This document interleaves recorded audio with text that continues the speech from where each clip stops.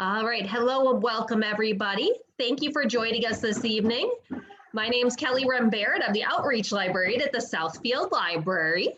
So we're excited you joined us for this evening's program. Just some basic housekeeping rules that, feel free to come in, come out. If there's background noises, I think there is behind me at the moment, that happens. We're doing this from home, wherever you're at the moment. So it's all good. So feel free if you have a question to ask it, Anne said to ask it right away. And so right now, it is going to be, you didn't come here to hear me talk, but if you have any questions about the library, I am here for that.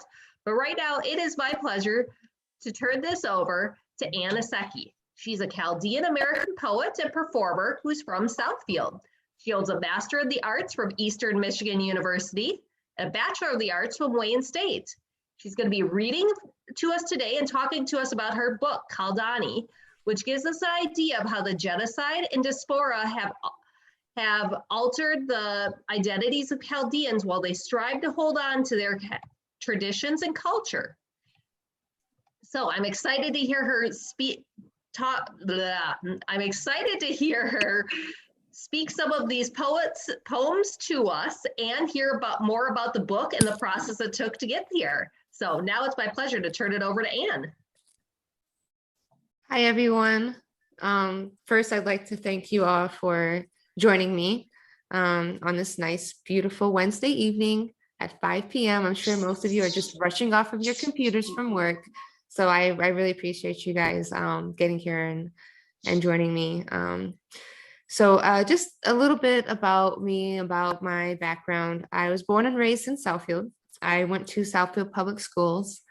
For as long as I can remember, I was that student that gave poems to their English teacher and begged them to read it. Because when I was in school, you probably had like one day dedicated to poetry in an English class. But I was just always writing. I loved to rhyme. I loved words. I loved putting them together, making images. And it was fun. It was fun. It was meditative, and it always stuck with me. But never when I was younger did I think to myself, I'm going to grow up and be a poet. But I knew that I was always going to write. I just didn't see myself doing that as a career. Not until I got over to Wayne State, which is where I did my bachelor's. When I first enrolled, I was enrolled as a chem major, and I had this, I guess you can call him like a counselor, like an advisor. And, they asked me, why are you majoring in chem? And I said, well, I want to go to medical school. And they're like, you don't have to major in chemistry to go to medical school. You can literally major in anything you want to major in. And I was like, really? Make it English. So literally the next semester I took 4 English classes. I almost died. But it was worth it. I figured out pretty quickly that I wanted to form a career out of writing. So that's what I started to do. And after I graduated, I took about a year off and I went over to Eastern, and I met so many amazing writers. I got to study under some phenomenal professors. And I would say it definitely took my craft to the next level. That's where I started to form Kaldani. And the roots that I had for this book were already in place. Growing up, I always would Google Chaldeans, because I knew that I was Chaldean. I knew that we were very religious. I knew that we had our own language, that we had our own traditions and foods, because we practiced those yearly. Sometimes, we have things that we do daily that are very traditional to our culture. And I wanted to know more. So I started Googling whatever I could find. I would just, soak it up. But still, I would find myself often explaining to people what it means to be Chaldean. And there is a priest, also a writer, named Father Michael Bezzi, and he's the author of numerous books. And I recently watched a recording that he had done. It was an interview he had done with a woman named Wiam Nemu. She's the director of the Chaldean-American Museum. And in this interview, he had the same conflict. Like, people were also coming to him and asking him all these questions about, what life is like in Telkepe, what it means to be Chaldean. So he said, why don't I just write a book? Right. So I kind of had the same experience. It's, people are constantly asking me, what does it mean to be Chaldean? Who are you? Where are you from? Where are you people from? What kind of language is that? So I thought to myself, I should definitely put that down in poetry because that's where my roots were at. And another part of my background that is huge in this book is I was able to learn how to read and write Chaldean at my church at a young age, at Mother of God. I believe I began when I was about 8 or 9 years old. And I went and I learned with my mother and my grandmother, and it just stuck with me. It was something that I never forgot. Of course, we were speaking Chaldean in the home, so that helped. I was speaking it before I was reading and writing it.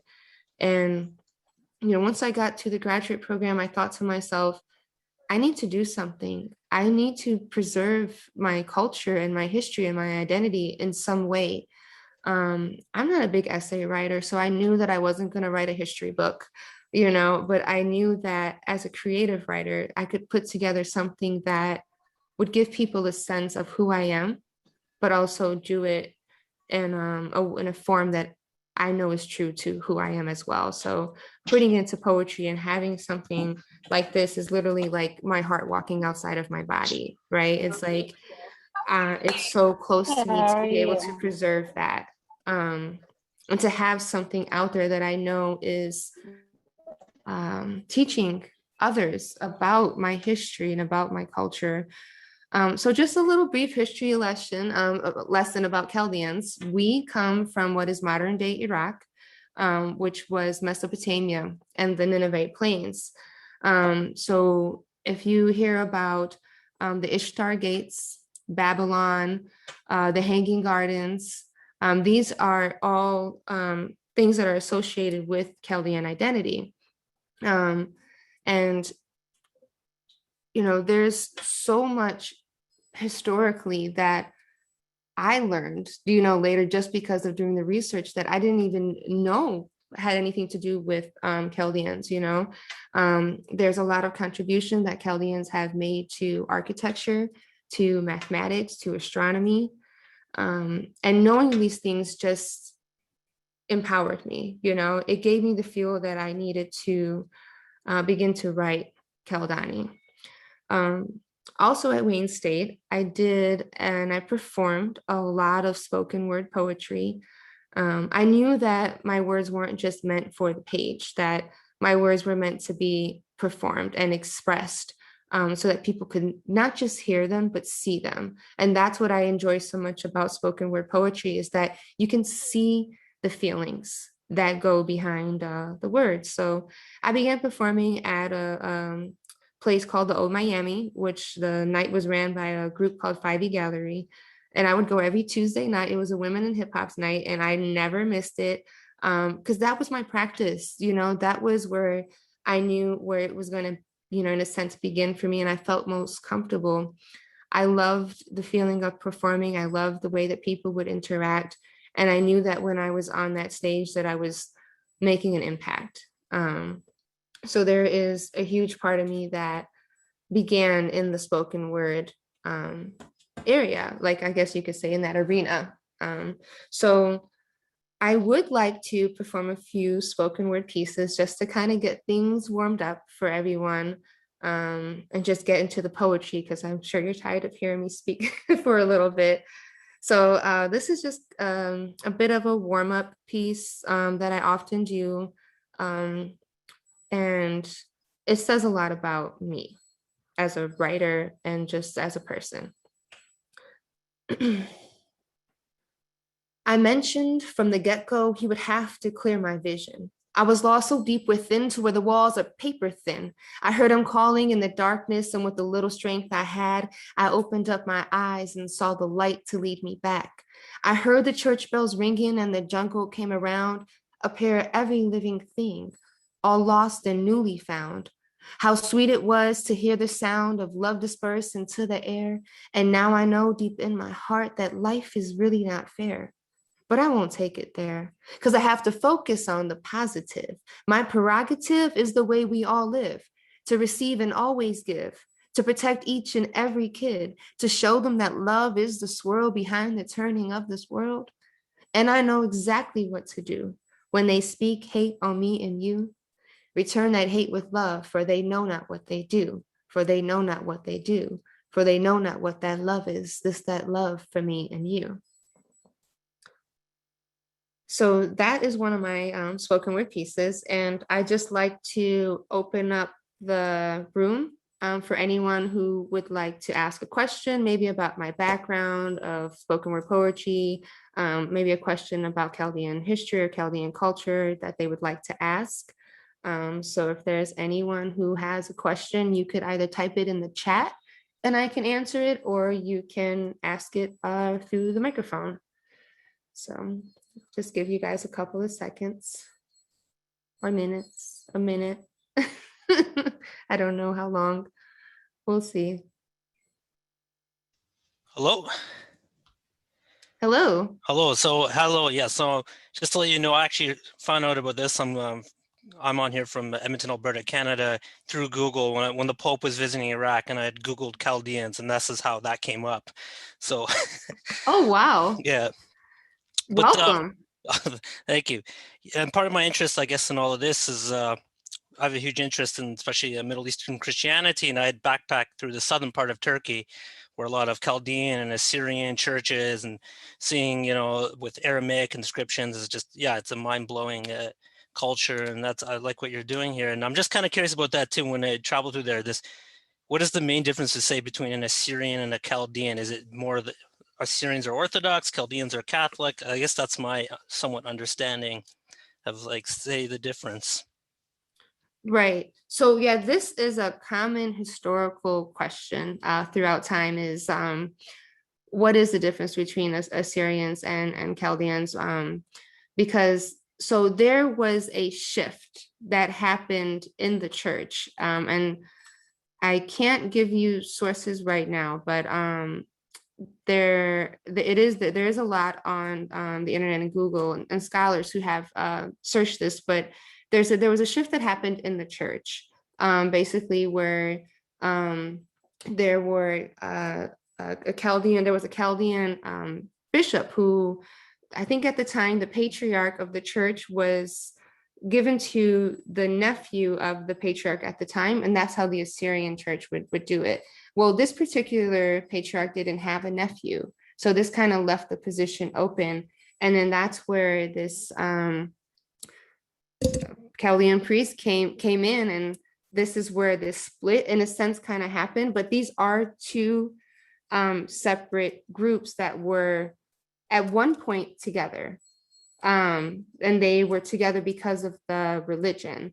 However, once that divide happened with the religion, there was you saw more of a split between these two groups, the Assyrian and Chaldeans. However, historically, they are two separate groups, and it mainly is the religion, the Orthodox, whereas Chaldeans are Eastern Catholic, right? And we have our own patriarch. So I hope that kind of gives you a little bit. Yeah, and the language is very similar, right? The Aramaic is the language, correct? Like, is it a common Aramaic dialect? Right. So Chaldean is a dialect of Aramaic. But it is its own language. There are differences between the Aramaic that the Assyrians speak and the Aramaic that the Chaldeans speak. However, they are all Aramaic. Great. Yeah. And I see in the chat, we've got a couple questions from Amber, so I'm going to read them for you. What is the biggest misconception about the Chaldean culture that you've heard, and what is your response to that misconception? I don't know. This one is pretty tough, I guess. See, I grew up in the era of when I was really young when 9/11 happened, but I remember the switch into how people who were Middle Eastern began to be treated after, like post 9/11. And I think one of the major things that me, myself, but also other Chaldeans around me were having trouble grappling was that everyone was associating anyone who was Middle Eastern with being Muslim or following Islam. And that's a huge misconception for us because we're extremely Christian, Catholic. And to have someone label you as something other, especially when the religion is held so dear to the identity. I mean, being Catholic is really what makes Chaldeans Chaldean, right? It's that they were following the words of Christ, and to have someone label you differently than that was really hard for Chaldeans, because they didn't, of course, want to be associated with something that was looked upon so negatively, especially when they are such a large group of people of love. You know, their arms are constantly open, they're constantly giving, and that's what the culture has always been. It's very huge, family oriented, very welcoming. So I think that might be a misconception with it, is that maybe Chaldeans aren't as welcoming as people think they are, or maybe there might be a hesitation to that group, especially post 9/11. Yeah, I see another question in there. What are some traditional Chaldean celebrations that are still celebrated today? So one celebration, actually, it was just recently celebrated. It's how we start off Lent. So a couple of weeks before Lent begins, we do a 3-day fast. It's called Beutha. And this is something that has gone back thousands of years, something that we celebrate and fast. So that's one event. And you can look it up on Google and read more about Beutha. It's Baootha. But this is definitely one thing in particular that is very strict to like Chaldean identity. Okay, and there's one more question. I think this will be the last one, and then we'll go on to some more poetry. Seeing that you grew up speaking Chaldean language in your home, has this impacted how you construct your poetry in respect to Kaldani? So 100%. The fact that I grew up speaking Chaldean before I even learned English, I think has a lot to do with my sentence structure. Oftentimes when I speak, I'll be trying to get out, you know, what I want to say, but because I'm thinking from like the right side of the page, and because I'm thinking of the action and then the noun, there's a lot that I'm trying to get out that maybe if English had been my first language, it would be more clear. Or even like sometimes there was words that I had no idea what the English word was for it, and I just would try to figure it out. But in terms of Kaldani, there are portions of the book that I wrote out the sound of how the word is, as opposed to writing it in Chaldean. But I wrote out the sound. So like there's one part where it says Hayu Brati, and this means come here, my daughter. And I thought it was really important that I incorporated Chaldean language into the book, because I wanted people to be able to hear it and know how it sounded, even though they can't read Chaldean. So it definitely impacted the way that not just the poetry is constructed, but the way my thoughts are constructed in general, but in a good way, for sure. So here we are with Kaldani, and wow, this took a lot of blood, sweat, and tears, a lot of time, and a lot of research that went into putting this together. I was going around the community and speaking with the different people who are involved to kind of get a sense of, to them, what it meant to be Chaldean. Of course, I was asking family and friends and cousins and getting them to tell me stories about back home, or tell me stories maybe about what their grandparents might have told them about what life was like before the Chaldeans came to Metro Detroit, or even tell me about why they felt like they had to leave Iraq. And that's how we got into the genocide and diaspora aspect of Kaldani. Briefly, before we get into any other poetry, I just want to mention that there are 2 other books that are going to come out. So this is a 3-part series. And the next book is going to be about culture and traditions. And then the book after that will be about marriage and religion. So that way there's more out there for you to understand really what it's like to be Chaldeans, as opposed to just focusing on the genocide and diaspora aspect of it, even though that is a huge part of our identity now in the US. So I'm still working on those. I don't have a release date for you yet, but they will be coming out. So I'm just going to read from the book a little bit, and I hope that you all enjoy how I believe it should sound on the page. Thanks be to God first and foremost. Thank you to my parents, brothers, and sister-in-laws.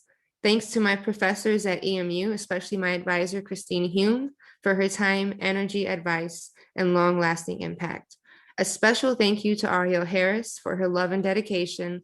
And lastly, thank you to my muse and my best friend, Jessica Ali, for believing in the homie. So here we are with Genocide and Diaspora. And I put this quote in here: God grant me the serenity to accept the things I cannot change, courage to change the things I can, and wisdom to know the difference. This is something that's always resonated with me in terms of trying to figure out who I am as a Chaldean-American. All right. So the first poem I'll read is called Headlines.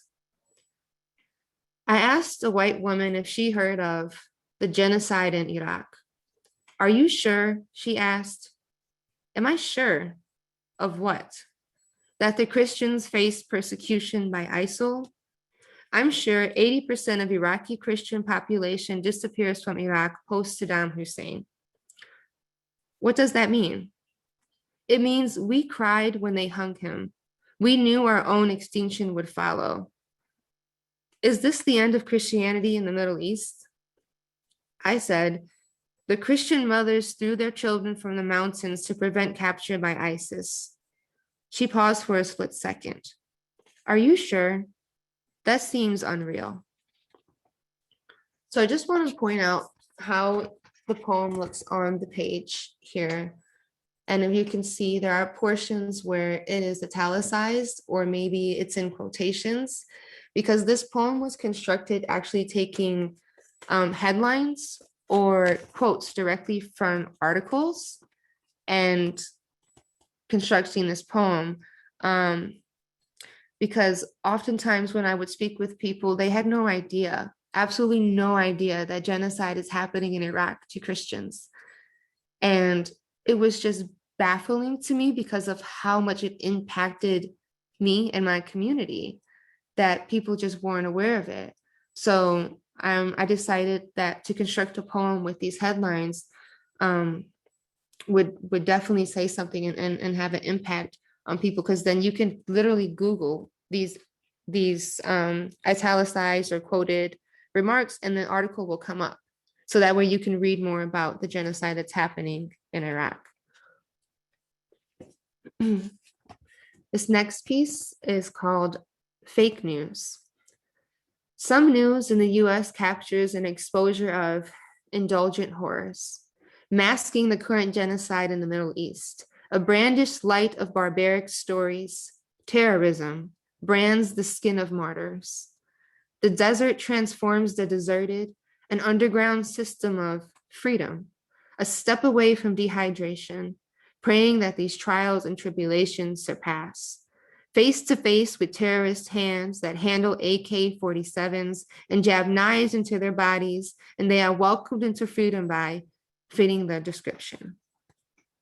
So to go back on what I was speaking in terms of post 9/11, of how everyone who was Middle Eastern was just viewed as someone who was a terrorist, or someone who was going to harm them, or someone who was just bad. This piece is a response to that. It's like look at everything that this group of people is going through.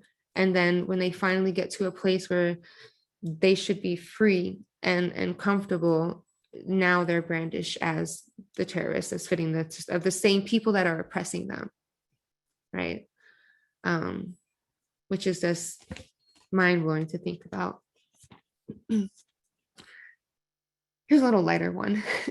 Stereotypical jargon. Chaldean women don't all drive brand new Jeeps. Chaldean women are loyal. Chaldean girls are told they will be a doctor and lawyer even after they decide they won't be.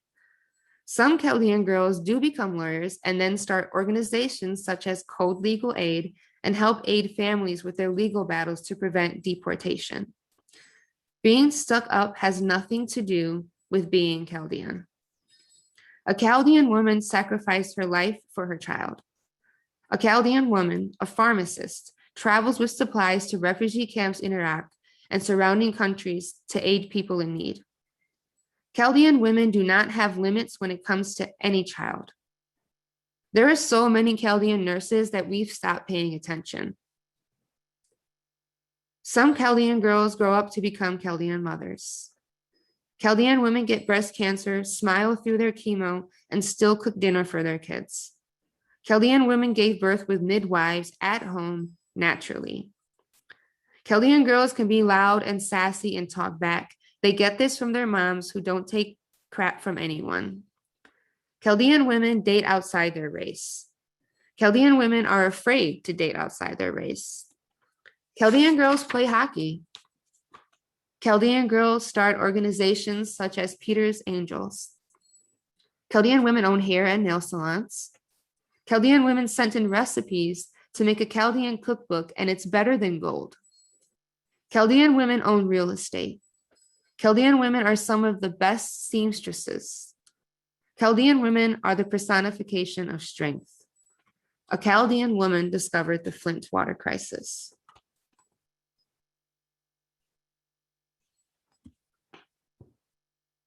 Baking bread. This is one of my favorite poems from Kaldani. This is an actual memory that I have with my grandmother and my mother. So that's why I really enjoy it. The smell of its freshness seeps through the basement door. Hayu brati, come here, my daughter. Stay on sotach. Go help your grandmother. Your perfume, your Chloe, assimilating scent of your hard work. In front of the stove, a wooden round table, 6 inches from the ground. Your feet wrapped around its base, your hands on the thin rolling pin, rolling until the dough is transparent. Transparency is the way you told me about your grandmother with each roll of your pin, about how she created the fire in the brick oven, about how she and you and your sister and your mom would work together to bake a week worth of bread, about how much preparation it took making the bread, mixing it the day before, and having the patience for it to rest, coming back the next day and continuing as if you never stopped, tirelessly rolling and cooking and preserving. Transparency is knowing that you preserved her and her and her and you and me and bread. So yeah, I remember being in my grandmother's basement, and I don't know if any of you are familiar with this Middle Eastern style of bread that if you just tap it, it like shatters into a million pieces. So we would make this bread in the basement. And of course, I was young, so I wasn't actually rolling any dough. I wasn't touching the fire, but my job was to carry the freshly cooked, very delicate bread up 18 steps and make sure that I didn't drop it. Because if I dropped it, then all that hard work was for nothing. So I think I had the most important job. You know, I had to make sure. Yes, and my cousin commented, the most narrow steps. They were very, very narrow steps. And yes, that was my job. And it was really important that my grandmother made sure she told me every single time that I would take a batch up, don't drop them. Don't trip, watch where you're going, don't fall. But it was just a really nice memory to be able to learn how to bake this bread from scratch. And then, of course, the story times that I would get during these moments, those are just irreplaceable. So this next poem I'm going to read is called Maabasima, and it is an ode to the Maabasima cookbook that is out, where the Chaldean-American Ladies of Charity asked a lot of women in the community to send in their recipes, and they created this cookbook called Maabasima, and on each page where the recipe is there, whoever's recipe it is, their name is under the recipe, which I thought was really, really beautiful of them to do. And like the book itself, if you're interested in cooking Chaldean cuisine, go on Amazon, search Maabasima, that's M-A and then B-A-S-E-E-M-A. You will love it. I have one of my own. It's wonderful. Her gaze intuitive tunes to her mother's intuition, demonstrating techniques to sew tripe into pouches, then stuff it with hushu and sew it shut. Memorized by hands that have touched tripe for decades. But how do you know if you put enough baharat? Watch and you will know. The recipes of her ancestry, once oral churned prints, so delicious that the page smells. Still, with the luxury of the written, oral remnants sift through her mom's Sunday morning when she asks again, but how do you know if you put enough baharat? So baharat is, it's the word, Chaldean word for allspice. And this is a very, very common spice that we put in a lot of our food. So me asking, well, how do you know if you put how much baharat? Because when you learn from your mom how to cook, there are no measuring cups. It's literally like you shake it this like this, or you put it in your hand like this, and then you throw it on the food. And that's how they measure. So, the question of how do you know how much, right? Because you have to just watch. That's how they learned to cook. They didn't write anything down. I mean, Maabasima is probably our first cookbook that we know of. I'm sure maybe something out there exists that just hasn't been put into print yet, but it's really beautiful to think about. All this is memorized. It's memorized in their minds, but also their bodies and their hands. They could do it without even thinking. So if anybody has any comments and they want to say something about a poem, or you can do that now as well.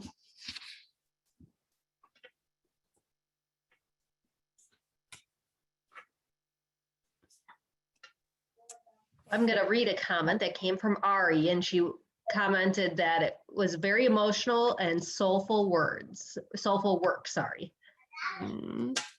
Thank you. I really liked it. Oh, thank you. Oh, it's so sweet. We have young viewers. Okay, so I will read another poem. It's called Blood Money. Peaceful people drown in an ocean of oil and artifacts, where the ancient history of Sennacherib is buried by the ancient history of Nebi Yunus. Artifacts stolen, then preserved by sale. The black market profits, killing those who visit and maintain these shrines. Museums and artifacts, remnants of the First Empire, destroyed in the name of Islamic traditions. Still, the hands of Michael Rukowitz resurrect this preservation because Lamasu is in London.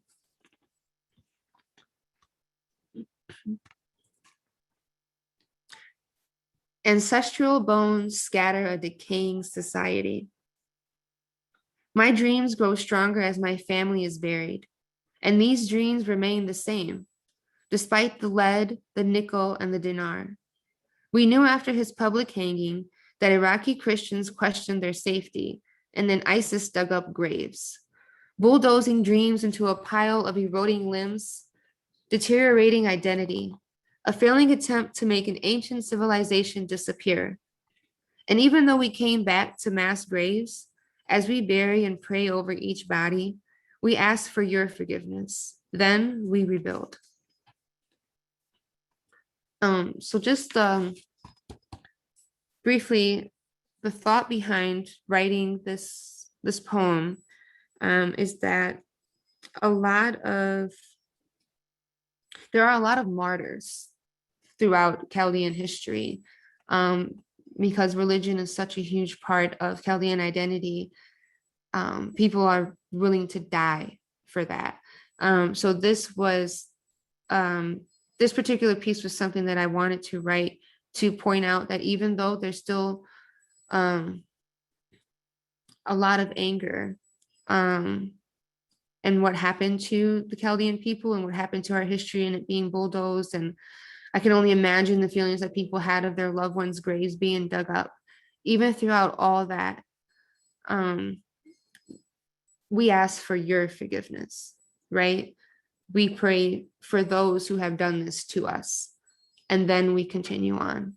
So that's something that I really wanted to point out, is that as much as throughout time, especially as Chaldeans have faced genocides, they have always worked past it. They have always forgiven and then moved on, because that's how you preserve. That's how you keep going forward. And that's something that I think Chaldean identity really encompasses and understands, if that's what's needed to do. But it's also a survival tactic that throughout time has formed their identity. So this next piece I'm going to read was a story that my sister-in-law's father told me. And this happened to his mother. Castaway. His mother threw him out a window to save his life, the life they came to take in exchange for his father's. Each swing of the knife followed by a command, "Tell us where he is." His father dreams of a better life, and his mother endures its scars, her scars. Lacerations breathing on her chest, jagged cuts replacing her nipples, her weakened eyes unable to focus but able to raise 15 kids that raise each other, help her and help each other. With pride, her eyes bruise silence, praying that they did not find him. A woman finds him in the haystack, wraps him in her dishdasha, and nurses him to health. So this was a particular story that I was told. So my sister-in-law's father's father was involved in a group that basically did not agree with how the government was treating the people at the time. So they were sought after, and this particular day they were looking for him. So his mother knew that this was her only son and that they would want to take her son if they couldn't get to her husband. So when they came, she threw him out the window onto a pile of haystacks and just prayed that they didn't know he existed, that this was her child. And they beat her and they slashed her chest and they were torturing her to try and find out where her husband was. And she passed out, of course, from the pain. And when she woke up, I guess one of the neighbors had seen the baby being thrown out the window and took the baby and took it home.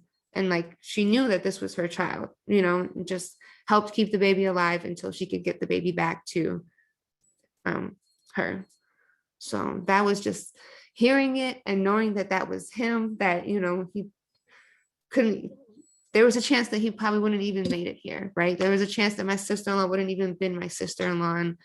And to have something like that happen is just, you know, it's a lot of torture and torment and death that has happened throughout Chaldean identity, which is another reason why I felt like it had to be preserved, like it had to be talked about. As hard as it is, it's something that people should be made aware of. So I'm going to read a couple of more. Dead language. This language cannot die, must not die. Why did she have to die? Why can't this school understand? I'm trying. I fled my home with barely anything and lived in refugee camps with nothing to nourish my mind or body. No, Yuma did not make it. She, like Jesus, sacrificed her life for me. I can't think past the moment of my mother's passing. My friends and I cannot read these books, so we crack jokes in the back of class. We may not know English, but we know about having resources. It's not my fault that you don't speak my language.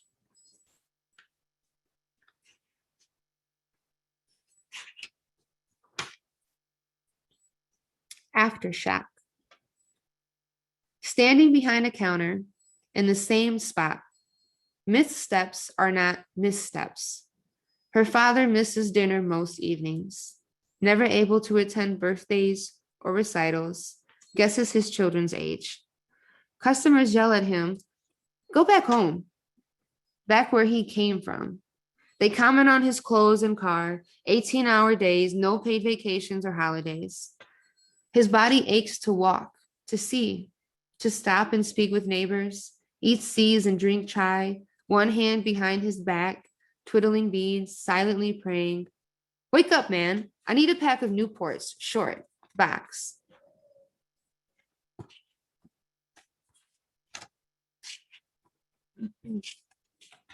So that is, I guess, a glimpse into the life of a Chaldean father. So when Chaldeans first started to come to the US, of course, it was Henry Ford's $5 a day that was really enticing. But it was also the entrepreneurial spirit behind Chaldeans. They have always been merchants, and they knew that there was going to be a community here that they could provide goods to. So they started to open up mom and pop shops all throughout Detroit. And even after the riots, Chaldeans stayed, and they kept providing the grocery stores and liquor stores in these areas and running these liquor stores and putting in 18 to 19-hour days so that their wife and kids had a decent life.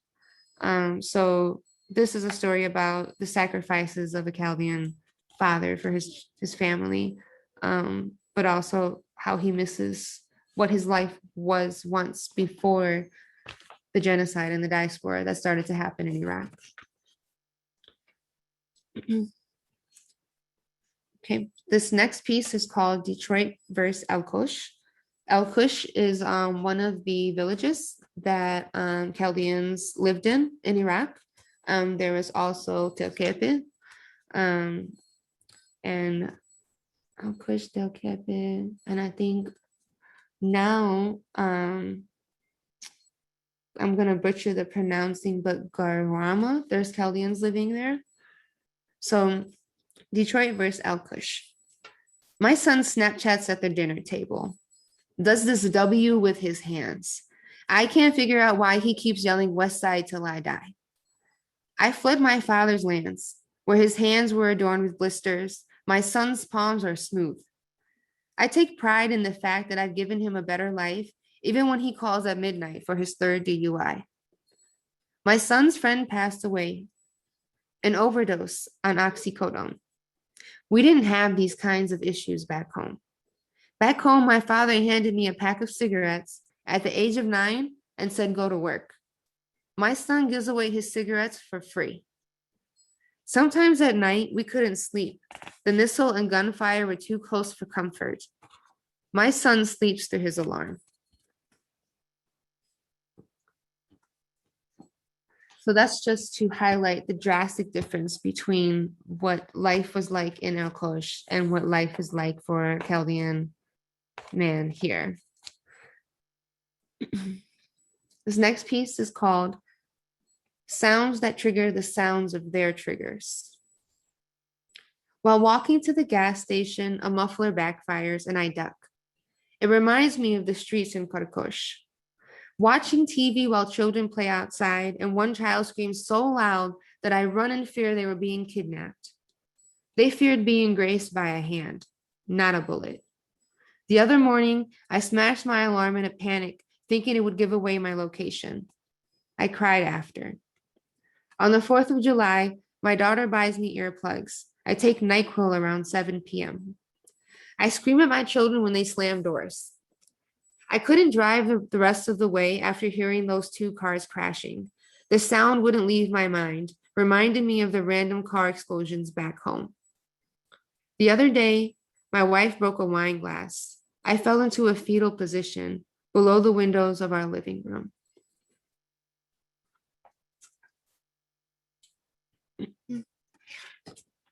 Okay, I'm going to read one last piece and then we will open it up for questions and discussion. And this is actually the last poem of the book, which I purposely chose to end it this way. My grandmother immigrated to Detroit with cucumber seeds. Running through the field of crossfire, it feels like the ground is biting at our legs. Praising the fruit rather than the roots, dismissing the necessity of land, of the hands that till and maintain an identity of torture and beatings, broken bones, and the overwhelming present reality of protecting children and women from abductions. It's the fact that bruised fruit makes the date more sweet. So we turn up the sound of making sambusake as the smell of missiles increase. If a rock were a tree, then Chaldeans are its leaves. So that's how Kaldani ends. And yeah, I'd just like to thank you all again for listening to me. I know that 5 p.m. is like a really hard time, but I do appreciate you all for making it and getting here. And I want to open it up for any comments that you have about the book, maybe any questions that you would have about the book or anything that you've heard here today in the event. And yeah, I'm going to open it up and I'm ready.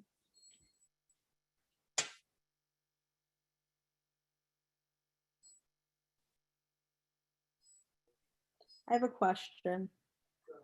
What do you hope for the Chaldean community in the United States? Wow, that's a good question. I mean, ultimately, I hope for preservation, but also perseverance. I really hope that we don't lose sight of what makes us Chaldean. I hope we don't lose our language. I really hope we don't lose our culture, our traditions. I hope that we continue to cook and prep food the way that we have for all these years. So yeah, I think my biggest thing is making sure that when I say that I'm Chaldean, I can show it too. That's beautiful. Thank you. Very nice. Very nice. Thank you.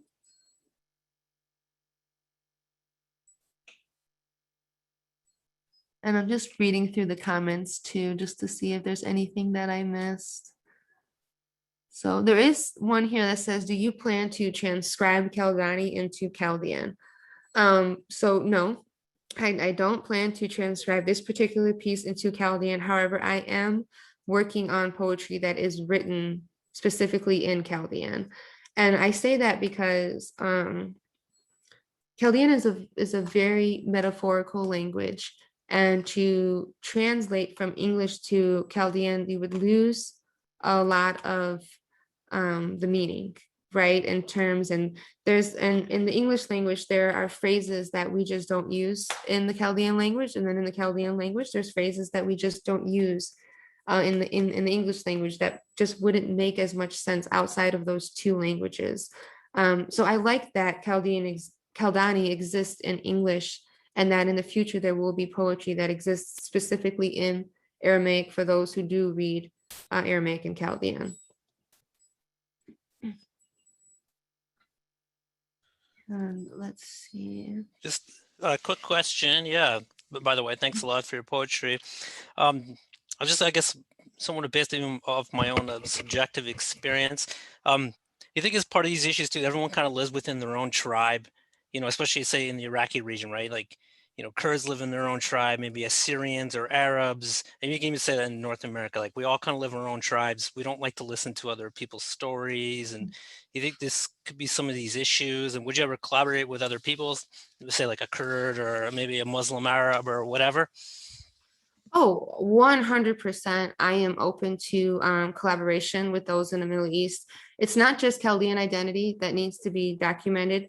There are, like you said, Assyrians that are going through the same thing. There are Assyrians, there are Kurds, who this is all happening to in the Middle East. And it's very unstable in these certain areas right now, especially with not having a proper government in place. So yeah, 100% I'm open to collaborating. And it is, and I guess you could say very quickly, I mean, even Chaldean identity in itself, Chaldeans were living in different villages, but also within those villages were different subdivisions. And that's something that Father Michael Bezzi talks about in his book. And I have his video. This is a really old cassette that my parents have. But this video goes through basically what life is like in Telkepe. And he takes you to each village, and then he takes you to each subdivision, and he explains the area, and he shows it to you in the video and kind of breaks down how these subdivisions were formed. So from what I remember is that the subdivisions go based off of families. So I guess the larger the family, then that would be the name of the subdivision. So certain people would live in like the Yeldu subdivision or the Mansour subdivision, but then those subdivisions were within Telkepe. And then there were other, subdivisions that were within El Kush. There was even a divide in the community, back in Iraq, where only people from Telkepe would marry Telkepe, and only people from El Kush would marry El Kush. And it was rare to hear about somebody from El Kush marrying into Telkepe. That doesn't really stick as much here in the US. And I think too, that's mainly because about just preserving Chaldean identity. It's like they're like, we might find somebody that's from Telkepe, but El Kush will do, like that's kind of like a mindset that is like, that was happening.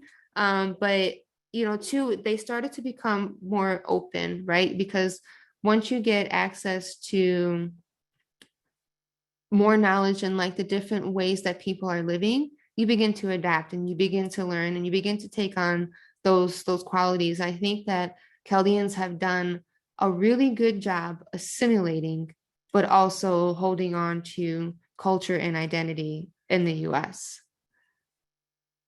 But yes, if you know someone who wants to collaborate, send them my way, Adam. No problem.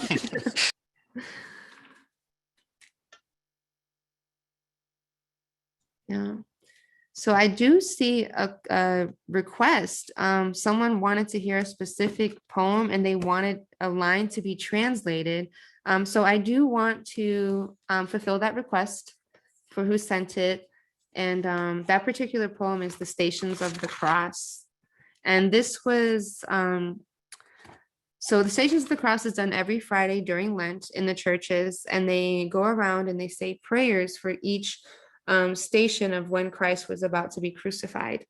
And I went one day and I saw my cousin and he was there, and I wrote this poem after I left. A grandmother's seat in church is like reserved parking, like a station, a rest area. Her presence felt with subtle reminders like your first cousin sitting in the pews on the same side she sat.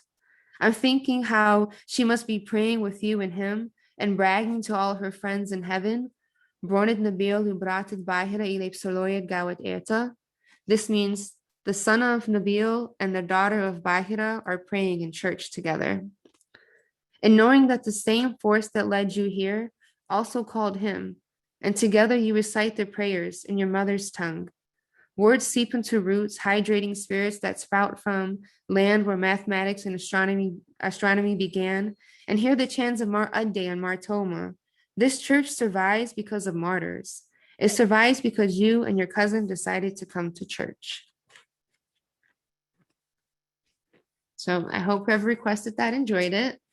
That is also one of my favorite poems from the book. Looks like we got some new messages. Let's see. The preservation of culture is very important to you, rightfully so. What would you say to those who frame Chaldean as a dead or dying language?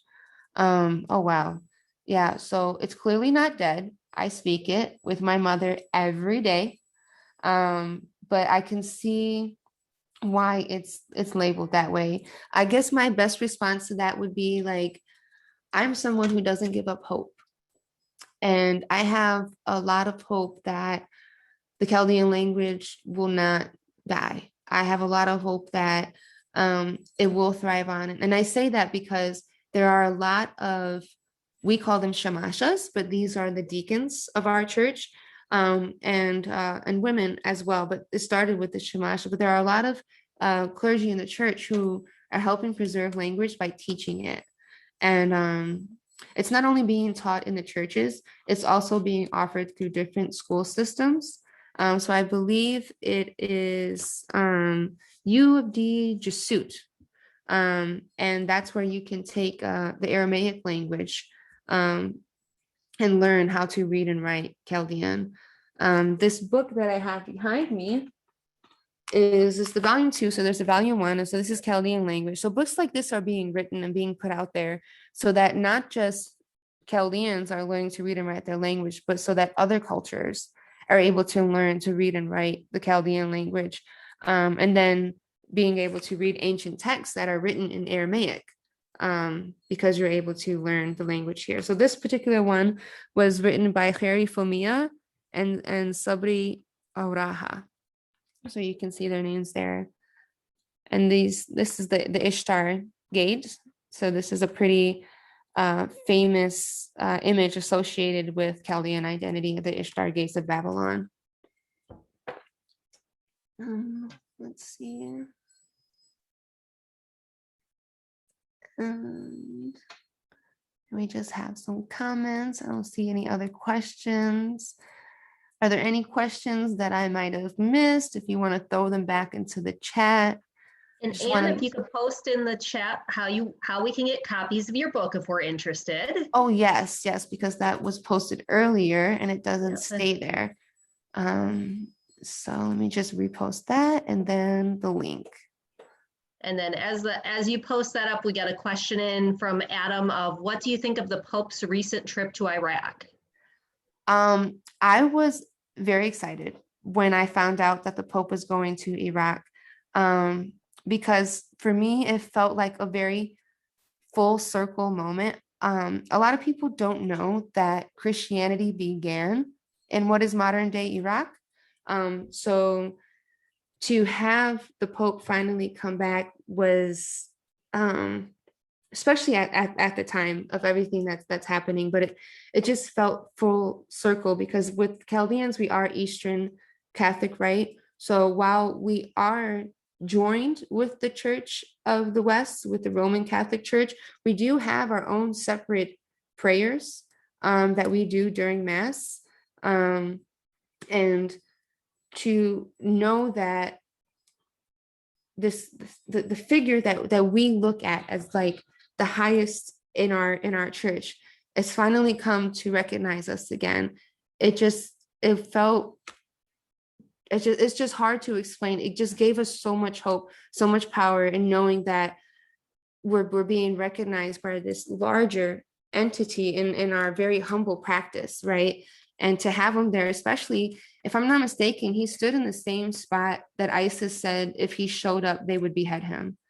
So that was a very powerful moment for the church in itself and for the Chaldean church to know that we have that support and that it's actually there, that they see us and they know what's happening. And my hope is that a lot of rebuilding is now going to happen in Iraq, so that maybe one day I could go back and see where my mother grew up, where my grandmother grew up, or what's left of it, I guess.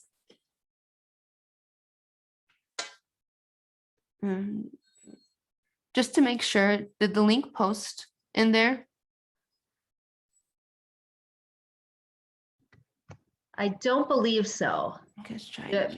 Check to make sure it's posting to everyone. Sometimes it gets set to direct message somebody. Oh, okay. I see that now. I wonder how that happened.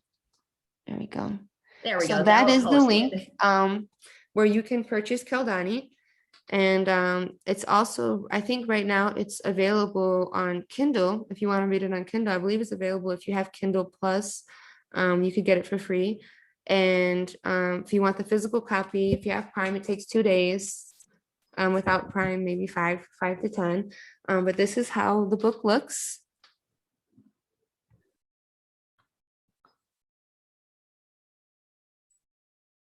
So Yep, if you're interested in buying it, that's definitely where you can get it. I have some author's copies coming in the mail that I should have in the next couple of weeks. You can also purchase them from me directly as well. And do you want to post up your email or preferred contact method if people want to contact you with any additional questions? Absolutely. So here's my email. It's just ann.esshaki@gmail.com. And any questions, if you just want to follow up, if you just want to have conversation, I'm open to it. I would love to talk more about my practice, about my book, about Chaldean history, identity. And Adam, I could send some links your way about more of that Assyrian Chaldean divide that we were talking about earlier. Thank you. Does anyone else have any other questions? Or comments? Yeah. I'll say this one came from Jessica. It says, thank you for doing this precious work. It's such a pleasure to learn more about the work you do in the Chaldean culture.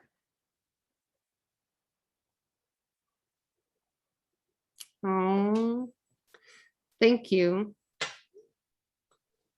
I loved all the readings, Annie. They were fantastic. Thank you, Nora.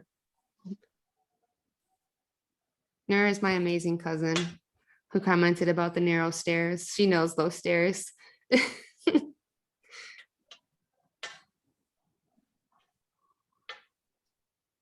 Well, thank you everybody for coming tonight. A big round of applause to you, Anne. Thank you for doing your first ever Zoom poetry reading here. Yes, thank you for hosting it. I really appreciate it, especially being a lifelong Southfield resident. Yeah. I really enjoyed being able to do this on the Southfield Public Library platform. And I have an author's copy coming your way, and it will be signed. And we will be adding it into the local authors collection. Awesome. Thank you. Thank you everyone for coming. Have a good night.